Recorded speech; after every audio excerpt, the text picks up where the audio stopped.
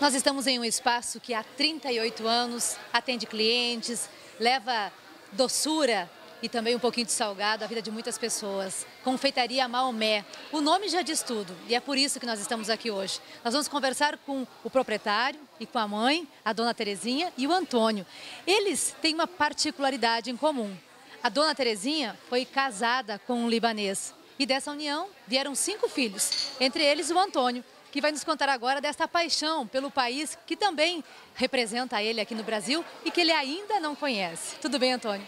Tudo bom, muito obrigado pela oportunidade. Aqui nós estamos na Confeitaria Maomé, aqui na José Bonifácio 655, em que a gente convida aos nossos ouvintes e espectadores para nos visitar 7 dias por semana, 360 e poucos dias por ano, e a gente vem atuando no ramo de alimentação com muito gosto. O que poucas pessoas sabem é que aqui dentro tem muita história, né? 1977 iniciou essa história bacana, que tem a ver com o pai, que era libanês, e deixou essa herança para vocês. Essa história começa com meu avô, que ele veio de Beirute há 100 anos atrás. E chega no Brasil, escolhe um lugar para viver e escolhe Porto Alegre. Depois de ter passado pelo Rio de Janeiro, por Santos, chega inclusive a Porto Alegre, vai a Montevidéu e acaba aportando em Porto Alegre, onde então ele cria uma família linda e encontra minha mãe mais tarde. O pai e a mãe se casaram, foram morar em Cruz Alta, Cachoeira, vieram a Porto Alegre e em 77 instalam a Maomé, que existe até hoje.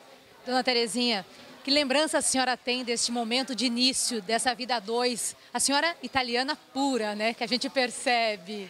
É Calduro Harb. E o seu marido, então, um libanês. Como é que foi esse encontro? Bom, como são dois povos que eu acho um tanto diferentes pela personalidade e pelo sentimento, uma vez nós estávamos conversando e ele falou sobre o Brasil, mas se fosse eu já matava.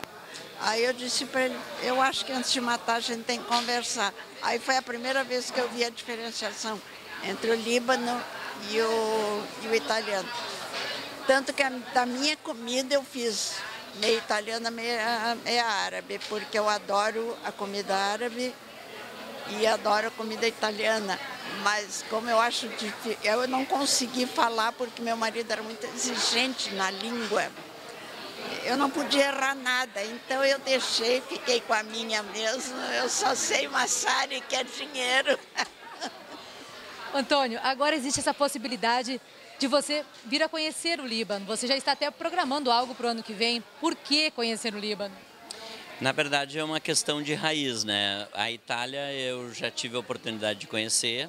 O Líbano, ele tem algo de descendência, né? A gente veio de lá e já me interessei inclusive de pesquisar minha família, de ver de onde vieram, mas me parece, e aí me corrija alguém que se eu estiver errado, que ir em busca de familiares que a gente nunca teve mais registro, pode parecer algo, soar estranho, ou seja, alguém, como assim tu é meu parente, o que tu veio fazer aqui, por exemplo? Mas conhecer o país, conhecer a alimentação, conhecer como eles vivem, a cultura e tudo que tem de tradição lá, é uma coisa que me interessa e particularmente a gente está organizando uma viagem para o ano que vem, se Deus queira, a gente consiga desvendar os mistérios do mundo árabe.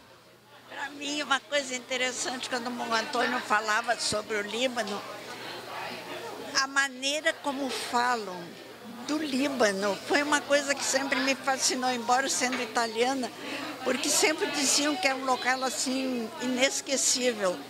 Então, se falava com tanto amor, com tanto carinho a esse país, que eu me encanto por ele, tanto, mesmo estando longe da família árabe.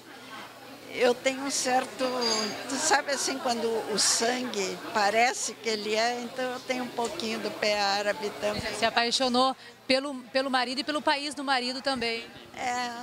Porque ele era muito árabe, né? Ele até quando a gente discutia um pouco, ele ele não me deixava, ele era. Dona Terezinha, foram 5 filhos. A senhora pode dizer para nós se são mais libaneses que brasileiros ou italianos? Como é que a senhora define os 5? Eu tenho 2 que puxaram bem o árabe, a Vera e a Leila.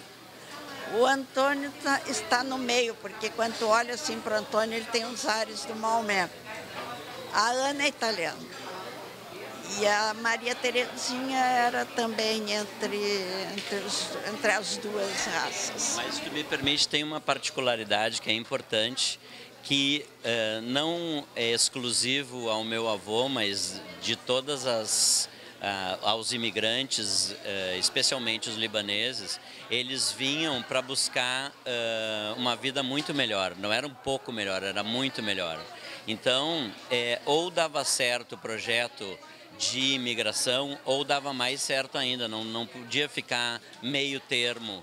Ou seja, quem sabe se der certo, não tinha essa possibilidade. Eles são nós particularmente, somos muito determinados a descobrir caminhos e não esmorecer. Não por ter vindo no celeiro de um navio que eles desistiram. Se sentiam menos. Se sentiam menos, não era essa a questão. A questão era chegar aqui e vencer ou vencer. E isso, na realidade, a gente acabou assimilando, e isso está nas veias desse povo e da nossa família. Então, na realidade, isso não é um privilégio nosso, é verdade, mas há de se destacar. Então, se embora não possamos não parecer pela tez, pelo nariz ou por outras características físicas, mas o sangue é o mesmo.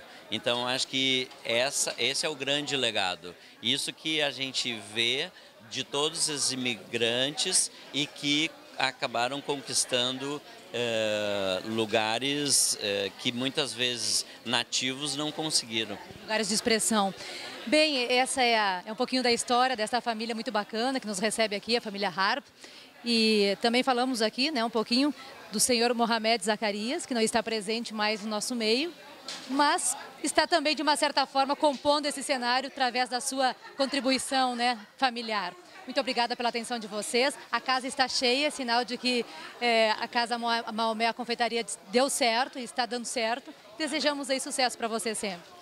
Muito obrigado e bem-vindos. Obrigada. Um abraço, dona Terezinha. Para ti também.